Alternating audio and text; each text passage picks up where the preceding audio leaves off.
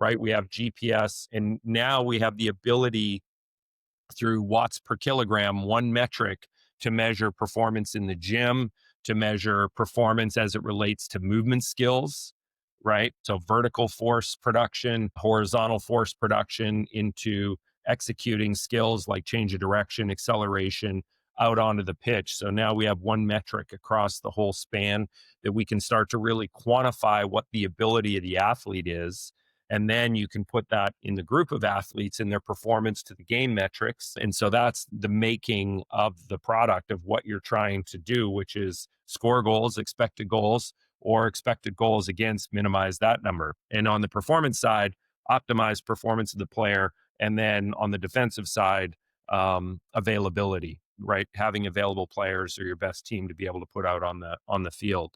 And then your return to play, your rehab, again, same thing. You have these measurable bits from the pitch all the way to the gym that you have these milestones. So, yep, they're good here. They can move on and keep going. And so we have a vertical integration of all their abilities and what they should be able to do at any given point within a rehab based on the numbers that they're producing in any given exercise activity, whatever the case. And then you have logistics, which is all around travel, weight, moving stuff from A to B, those kind of things. So working with our team ops groups to, really make that efficient. The sales or the winning is easy. What's the score line at the end of the day and where Yes. are you at in the table? And I think, the thing that I've found the most is when you do have your systems and structures in a really good, consistent way, you might not win all the time, but you're going to be in the best place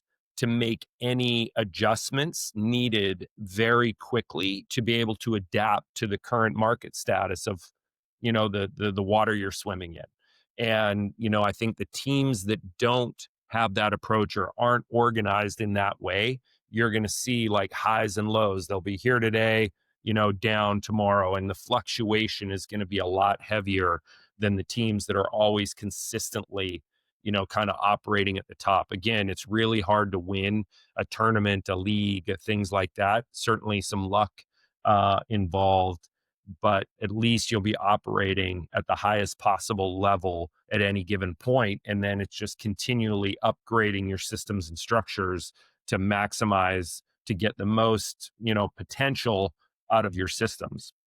Oh, I love that. And then as someone who's also just a fan of sport and, not just here in America with soccer or ice hockey or what have you, football globally, I'm gonna look at it from that lens too, in terms of like teams across the season, how they're fluctuating, is it highs and lows, to not like dig into, okay, is this what's happening behind the scenes? Because as you know better than most, it's very complex. Players still have to play.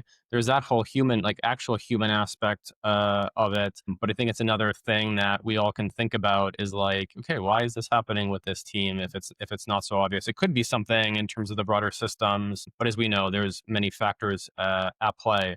So Yeah, thank, I was just going to say, you can almost think of it like if you were an investment firm investing in companies, right? You're going to go dig into that company to see what their system structures, what their volatility is before you're going to invest in, should I bet on this group?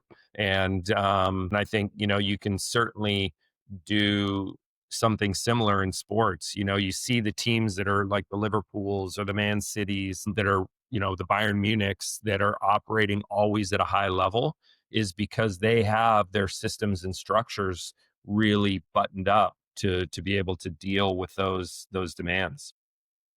yeah, for sure. So I will look into that. Hopefully others do too.